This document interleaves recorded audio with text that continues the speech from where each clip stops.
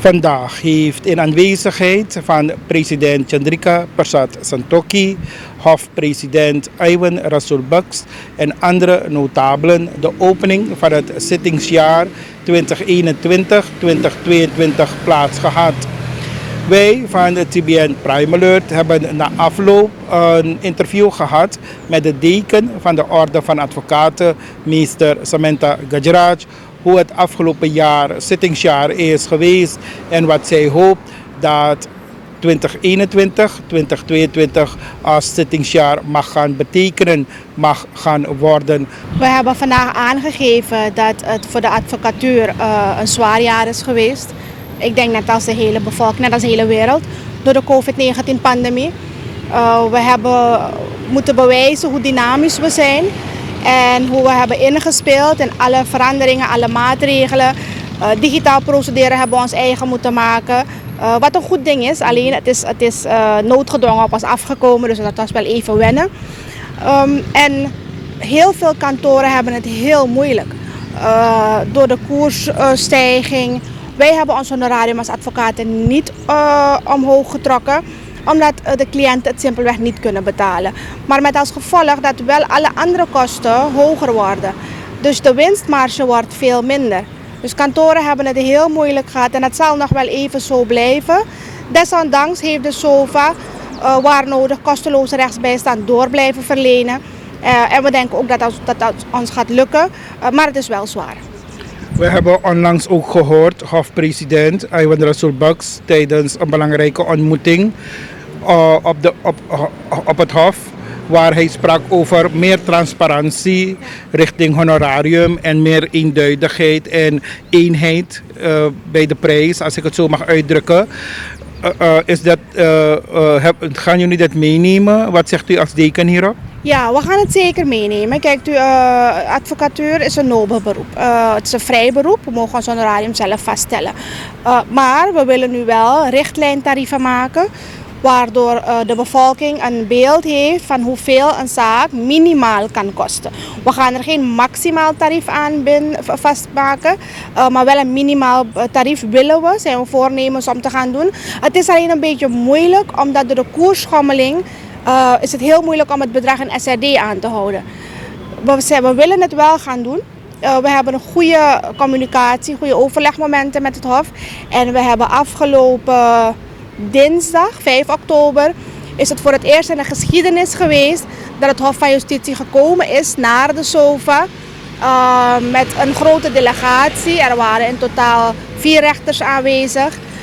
En ze hebben met ons van gedachten uitgewisseld over het procesreglement, met name liquidatie.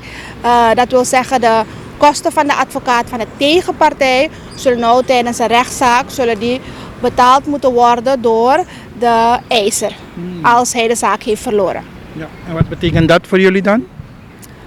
Het betekent waarschijnlijk minder onnodige rechtszaken die ingediend gaan worden. Want als je al van tevoren weet dat er een grote kans is dat je gaat verliezen, ga je de zaak niet indienen als je de advocaat van de tegenpartij daarvoor moet betalen.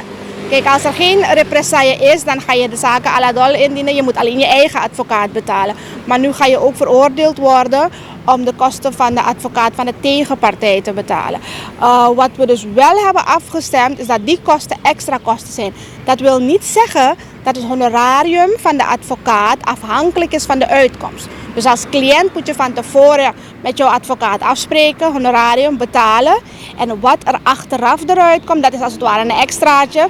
En daar kunnen advocaat en cliënt zelf overeenstemmen als ze dat gaan delen. Of als dat alleen naar de cliënt gaat, alleen naar de advocaat gaat. Ja, u zegt zeer uitdagende tijden, de afgelopen periode voor u en uw collega's, meester Gajraj. Maar wat zijn de lessons learned, zegt u toch? Nou, er zijn een aantal uitdagingen waar wij niks aan hebben kunnen doen. Bijvoorbeeld de airco's die constant uitvallen. Wij zijn daar geen partij in. Dat is iets van het Hof zelf, ministerie van Justitie en Politie, Raad van Ministers. Maar het is vreselijk als je in je toga moet staan in de hitte. De gebouwen zijn niet gemaakt met dien verstande dat er grote ramen zijn en dat er lucht naar binnen komt. Het is gericht gemaakt voor fully airconditioned. Dus die kleine ramen die er zijn, die gaan soms ook niet eens allemaal open, want ze zijn kapot. We hebben buiten moeten staan in de zon en in de regen. Het Hof heeft uiteindelijk ingespeeld, maar er was wel een transitieperiode waar advocaten gewoon buiten het gebouw moesten wachten op hun beurt door de COVID-maatregelen. Dus er zijn tal van dingen waar wij geen invloed op hebben gehad. Bijvoorbeeld het personeel werkt in shiftverband. En doordat de airco's uitvielen, stopten ze veel eerder met werken, om 11 uur en 12 uur al in plaats van 3 uur. Met als gevolg dat heel veel administratief werk bleef liggen. Dus dat zijn allemaal actoren waar wij absoluut geen invloed op hebben. We hebben het wel geëntameerd, keer op keer. En we hebben alle begrip voor de situatie. Maar het maakt het er niet makkelijker op voor ons. Verwachtingen, of wat hopen jullie allemaal toch wel veranderd te zien dan in 2021, 2022? Maar we hopen alvast dat de airco's in orde gemaakt worden. En als het goed zit, is dat ook zo. Dus als het goed is, de president heeft vandaag gezegd van het Hof dat in november waarschijnlijk de centrale airconditioning in orde is. En nu zijn er split units gezet. Dus dat is alvast de hele hulp. Er is meer personeel in aantocht.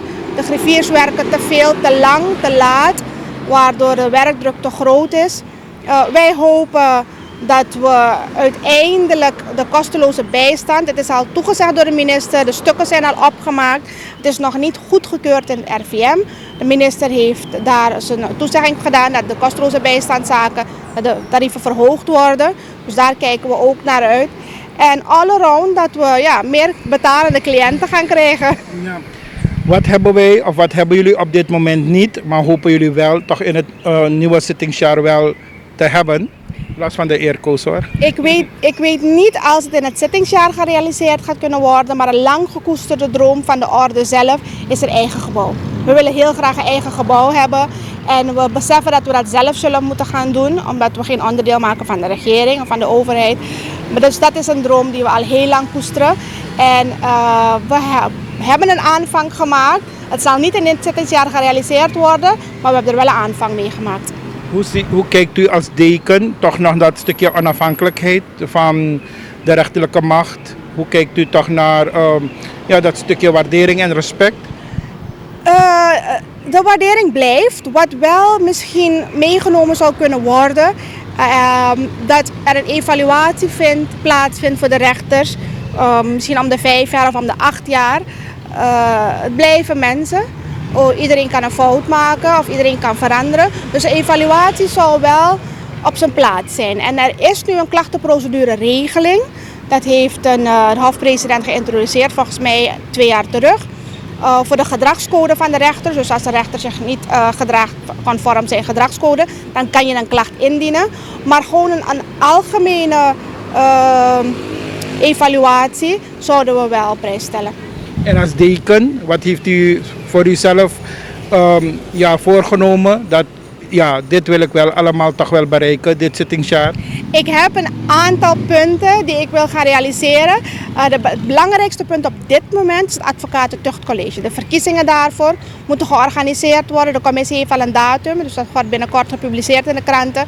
Dat is voor dit jaar, het heet hangijzer natuurlijk, of dit jaar nog, dus niet het zittingsjaar, maar dit kalenderjaar nog gaan realiseren. Dank u wel, heel veel succes. Dank u wel.